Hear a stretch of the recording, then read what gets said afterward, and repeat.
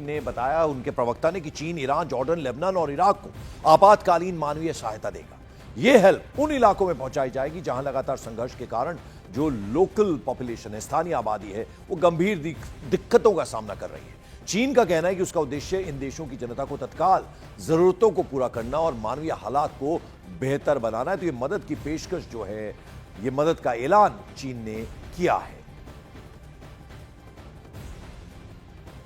थमने का नाम ही नहीं ले रहा। कुछ ही घंटों में ईरान की तरफ से कई बार इजराइल को निशाना बनाया गया। अलग अलग तस्वीरों के जरिए हम आपको दिखा रहे हैं। लेबनान और वेस्ट बैंक में भी टेंशन बढ़ गई है। इराक में अमेरिकी ठिकानों पर ड्रोन हमले हुए हैं, जबकि तेहरान जो कैपिटल है ईरान की, वहां अमेरिका और इजराइल के खिलाफ प्रदर्शन और ज्यादा तेज हो गए हैं। दूसरी तरफ अगर देखें तो जंग के डर से इराक से लोग ट्रेन के जरिए तुर्की पहुंच रहे हैं। युद्ध से जुड़ी ये 12 तस्वीरें, बड़ी तस्वीरें इस जंग के जो हालिया हालात हैं उसको बयान करती है। और आप देखिए कितना भयावह मंजर है इस वक्त। ईरान का मिसाइल हमला आप देख सकते हैं। पहली तस्वीर तेल अवीव कैपिटल पर किया इजराइल की। लेबनान पर हमले हुए हैं, रिहायशी इमारतों को स्ट्राइक किया गया। अमेरिका के खिलाफ जबरदस्त प्रदर्शन देखने को मिला। Tehran capital missile attack launch किया गया। आप देख सकते हैं 3:35 हुए हैं और आज 17 मार्च है। और लगातार ये देख सकते हैं आप 3:35 हुए हैं, 17 मार्च है और अभी तक 4 बार रात के दौरान जो है मिसाइल अटैक किए गए हैं। सायरन फिर से बज गया है, लोग जा रहे हैं शेल्टर में। अब देखना होगा कि किस और जो है अटैक होगा। ये बार बार अटैक हो रहे हैं ईरान की तरफ से। ये आप देख सकते हैं, ये मिसाइल अटैक लॉन्च किया गया आज 17 मार्च है और आप देख सकते हैं कि ये मिसाइल है और ऐसा लगता है कि काफी सारे बॉम्ब जो है इससे निकल रहे हैं। जो क्लस्टर बॉम्ब की बात की जा रही है, अभी शायद जोरदार धमाके होंगे। आज 17 मार्च है और रात के बजे हैं 3:39 और अभी ईरान की तरफ से फिर से मिसाइल अटैक किया गया। अभी तक रात के दौरान 4 बार ईरान की तरफ से मिसाइल दागे गए। बार हम देख रहे हैं आसमान में धमाके हो रहे हैं और लोग जो हैं वो शेल्टर में जा रहे हैं। यानी ईरान की तरफ से लगातार अटैक्स का सिलसिला जारी है। हालांकि इस्राइल और यूएस दावा कर रहे थे कि ईरान की तरफ से मिसाइल लॉन्च करने की कैपेबिलिटी कम हो गई है, लेकिन यहाँ पर हम देख रहे हैं कि फ्रीक्वेंसी जो है अटैक्स की वो ईरान की तरफ से बढ़ा दी गई है। आज रात के दौरान 4 बार अटैक हुए। पिछले 24 घंटे में तकरीबन 9 बार मिसाइल अटैक्स लॉन्च किए ईरान ने और बार यहाँ पे धमाके हो रहे हैं। काफ़ी जगहों पे नुकसान भी हुआ है, प्रॉपर्टी डैमेज भी हुआ है, कुछ लोग इंजर्ड भी हुए हैं और ये सिलसिला लगातार जारी है। हम लगातार बने हुए हैं इस्राइल में, जहां पर युद्ध जारी है ईरान और इस्राइल के दरमियान। बंद करने के बाद ईरान हूथी विद्रोहियों की मदद से तेल का एक और रास्ता बंद करने की प्लानिंग कर रहा है।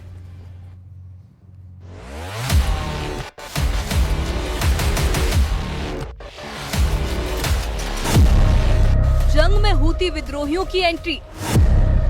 हूती विद्रोही दिलाएंगे ईरान को विक्ट्री। बाब अल मंडेब ब्लॉक करने की दी धमकी।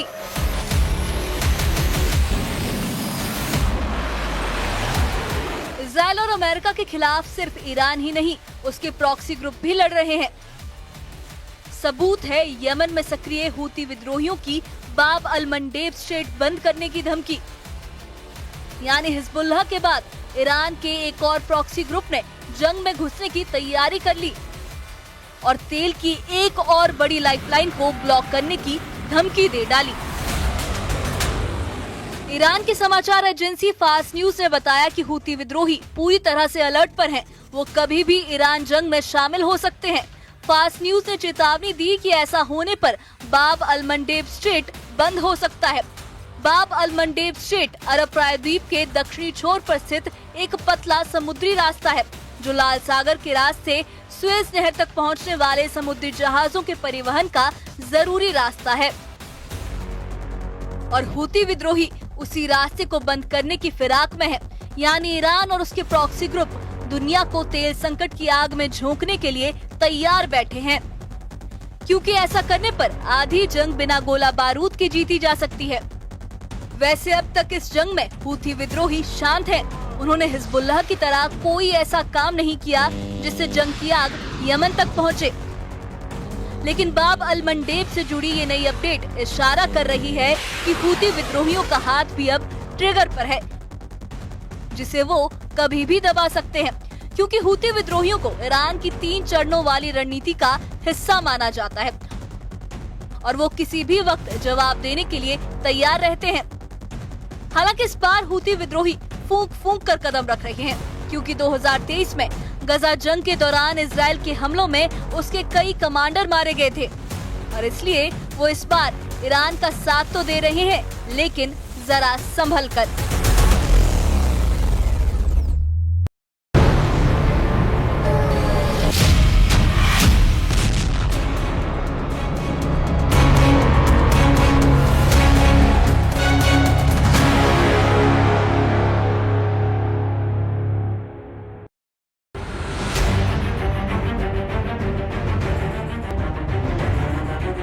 तो ही बड़े चेहरे हैं, लेकिन इस वक्त उनकी सही स्थिति को लेकर कोई साफ इंफॉर्मेशन सामने नहीं आ रही है। इजराइल के प्रधानमंत्री बेंजामिन नेतन्याहू ने 2 वीडियो मैसेज जारी किए हैं, लेकिन इससे भी उनकी लोकेशन और हालत पूरी तरह साफ नहीं हो पाई।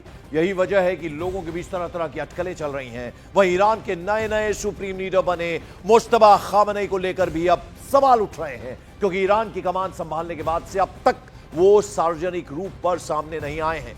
कई मीडिया रिपोर्ट्स बताती हैं कि वो घायल हैं, इंजर्ड हैं और इस वक्त रूस में इलाज करवा रहे हैं। हालांकि इसकी कोई आधिकारिक पुष्टि नहीं हुई है। ऐसे में फिलहाल ये दोनों ही लीडर्स कहां हैं, कैसे हैं, ये सवाल अब हर तरफ गूंज रहा है।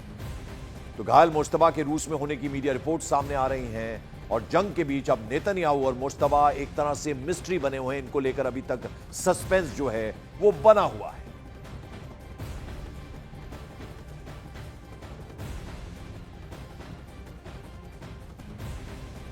पूछेगी ही, जो 2 मुल्क आमने सामने की लड़ाई लड़ रहे हैं, उनके सबसे बड़े नेता जो हैं वो आखिर कहां हैं। बीते दिनों ईरान ने नेतन्याहू की मौत का दावा किया था, लेकिन इजराइल पहले दिन से ही इसे सिरे से खारिज कर रहा है और पिछले 48 आवर्स में नेतन्याहू ने 2 वीडियो जारी कर इस दावे को पुख्ता करने की कोशिश की। बावजूद इसके इस सवाल का जवाब नहीं मिल पाया कि वो कहां हैं, उल्टा नए सवाल खड़े हो गए हैं। इसी तरह मुश्तबा भी फिलहाल पहेली से कम नहीं है।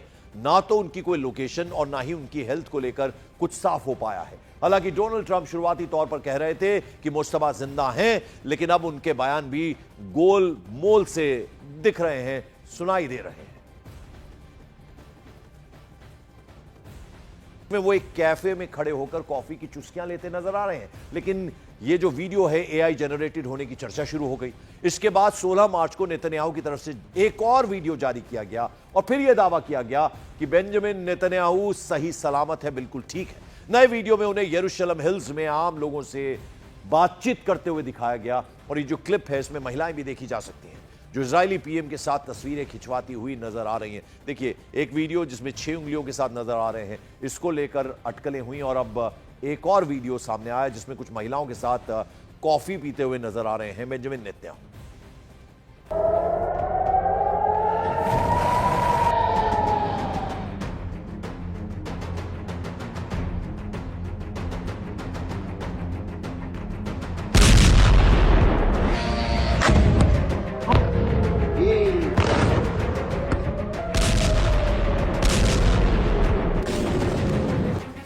एक तरफ अमेरिका, इजराइल और ईरान के बीच युद्ध के मैदान में मिसाइलों से जंग लड़ी जा रही है।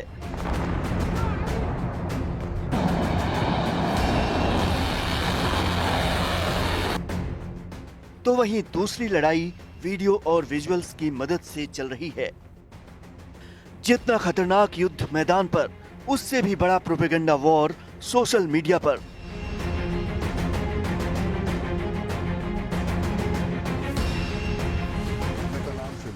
सबसे बड़ा सस्पेंस खड़ा हो गया है इजराइल के प्रधानमंत्री बेंजामिन नेतन्याहू को लेकर, क्योंकि मौत की अफवाहों के बीच उनके एक के बाद एक 3 वीडियो सामने आए हैं। लेकिन हर वीडियो के बाद सवाल वही, ये असली वीडियो है या फिर AI generated deep fake video. किसी वीडियो में उंगलियां बढ़ गईं, तो कहीं उंगली से अंगूठी गायब हो गई, तो कहीं कॉफी कप पर ही सवाल पैदा हो गया। पूछा जा रहा है कि ये टेक्नोलॉजी का खेल है या फिर प्रोपेगेंडा वॉर का नया हथियार। अफवाहों की शुरुआत उस वक्त हुई जब एक अहम सुरक्षा बैठक में इजरायल के प्रधानमंत्री बेंजामिन नेतन्याहू नजर नहीं आए। सवाल उठाए जाने लगे कि जिस वक्त ईरान के साथ इजरायल की वॉर चल रही है, ऐसे वक्त में नेतन्याहू कैसे मीटिंग से गायब हो सकते हैं।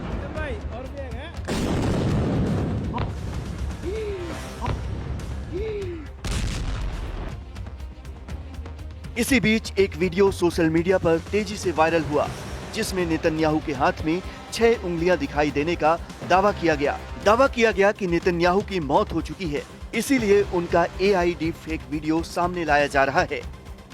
हालांकि इजराइल का कहना था कि ये हथेली का उभार था, ऊपर से लाइटिंग का एंगल ऐसा था जिसकी वजह से वीडियो के एक फ्रेम ने भ्रम पैदा किया। इसी बीच नेतन्याहू के एक्स अकाउंट से एक और वीडियो जारी किया गया, जिसमें वो यरूशलेम के एक कैफे में कॉफी पीते नजर आए। लेकिन अब इस वीडियो को लेकर भी कई सवाल खड़े किए जा रहे हैं। आरोप लगाया जा रहा है कि ये भी एक AI जनरेटेड वीडियो है। इसके पीछे थ्योरी दी जा रही है कि वीडियो में नेतन्याहू के होठों की मूवमेंट नेचुरल नहीं है। उनके हाथ में कॉफी का कप भरा हुआ है, लेकिन मूवमेंट के बावजूद कॉफी गिरती नहीं। पीछे खड़े आदमी ने मास्क लगा रखा है, जिसके आधार पर कहा जा रहा है कि कोविड के दौरान के वीडियो को डीप फेक करके ये नया वीडियो बनाया गया है।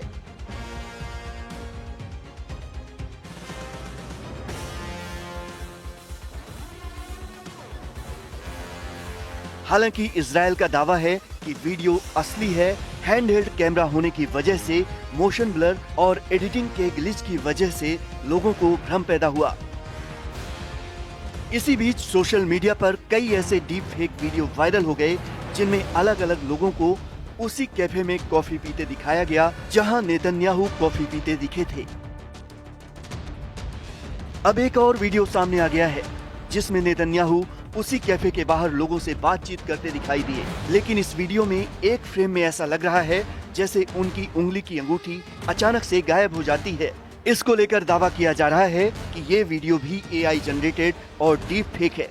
हालांकि इसके पीछे कुछ लोग हाथों के मूवमेंट और कैमरा एंगल को वजह बता रहे हैं। वहीं भारत में इजरायल के राजदूत रूबेन अजार ने बेंजामिन नेतन्याहू की मौत की अफवाहों को पूरी तरह से खारिज किया है। उन्होंने कहा है कि नेतन्याहू पूरी तरह स्वस्थ, सुरक्षित और सक्रिय हैं। उन्होंने आरोप लगाया कि ईरानी मीडिया और उससे जुड़े लोगों की तरफ से भ्रम फैलाने की सुनियोजित साजिश चल रही है और सोशल मीडिया पर प्रोपेगेंडा वार चल रहा है।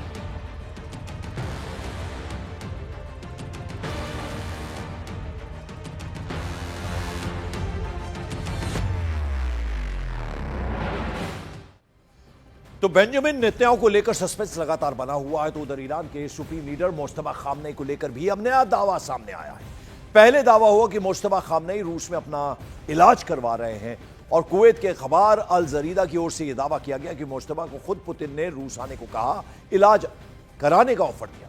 युद्ध के बीच दावा किया गया कि मुज्तबा एक विशेष विमान से मॉस्को पहुंचे और वहां उनका इलाज चल रहा है। तो अलग अलग दावे दोनों बड़े लीडर्स के बारे में सामने आ रहे हैं, मुज्तबा खामनेई के बारे में, और उधर हमने कुछ देर पहले आपको दिखाया कि बेंजामिन नेतन्याहू के बारे में भी अब तरह तरह के दावे सामने आ रहे हैं। दोनों लीडर्स के मिसिंग होने के बाद ये खबरें अब सामने आने लगी हैं। सूत्र बता रहे हैं कि हमले में बुरी तरह से घायल हुए मुज्तबा खामनेई, और ये बड़ा दावा ईरान के सुप्रीम लीडर को लेकर किया गया। कुवैत के अखबार अल जरीदा ने बड़ा दावा किया और खबर यह भी कि पुतिन ने मुज्तबा को इलाज के लिए मदद का ऑफर दिया, और ये अल जरीदा का बड़ा दावा है।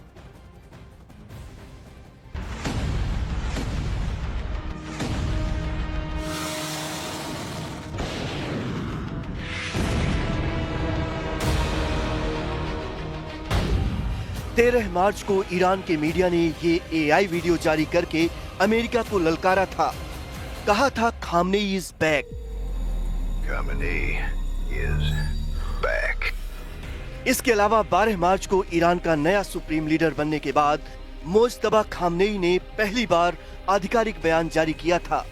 यह बयान ईरान के सरकारी टीवी चैनल पर चलाया गया था, लेकिन मुज्तबा खामनेई खुद कैमरे के सामने नहीं आए। उनके बयान को एक न्यूज एंकर ने पढ़कर सुनाया था। यानी ना मुज्तबा का चेहरा दिखा था और ना ही उनकी आवाज सुनाई दी। और इसीलिए अमेरिका और इजराइल दोनों पूछ रहे हैं कि मुज्तबा खामनेई कहां हैं। खबर तो ये तक है कि अमेरिका मुज्तबा का सुराग देने वाले को 92 करोड़ रुपए का इनाम देगा। हालांकि ट्रंप ने कुछ दिन पहले बयान दिया था कि उन्हें लगता है कि मुज्तबा जिंदा है। ट्रंप ने कहा था कि उन्हें लगता है कि मुज्तबा को काफी नुकसान पहुंचा है, लेकिन वो किसी न किसी रूप में जिंदा हो सकते हैं।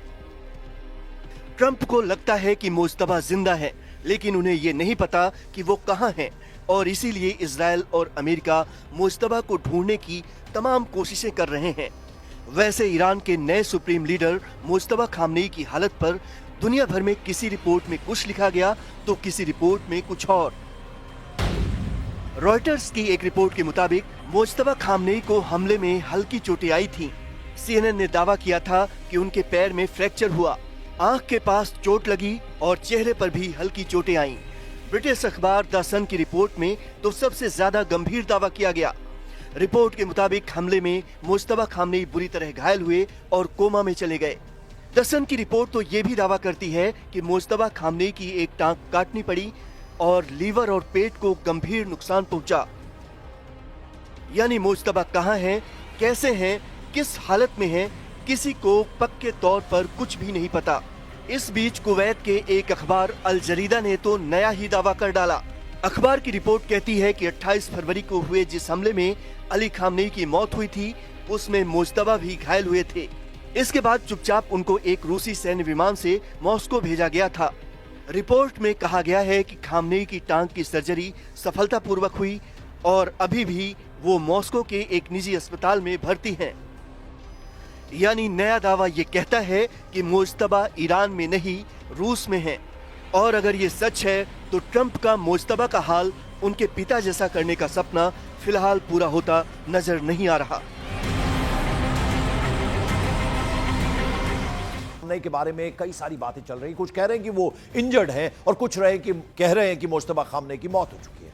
डोनाल्ड ट्रंप ने आगे कहा, मुझे नहीं पता मुज्तबा खामनेई जिंदा है या फिर नहीं।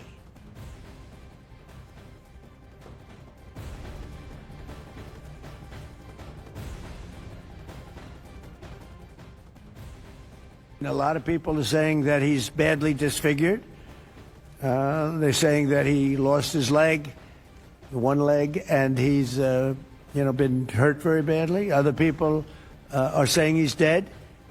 Nobody's saying he's 100% healthy, and he hasn't spoken. इस बीच ईरान के नए सुप्रीम लीडर मुज्तबा खामनेई को लेकर बहुत बड़ा खुलासा हुआ है। दावा किया गया कि मुज्तबा खामनेई इजराइल और अमेरिकी हमले में चंद सेकंड के फासले से बाल बाल बचे थे। 28 फरवरी को तेहरान में अमेरिका और इजराइल का अटैक हुआ था, जिसमें मुज्तबा खामनेई के पिता की मौत हुई थी।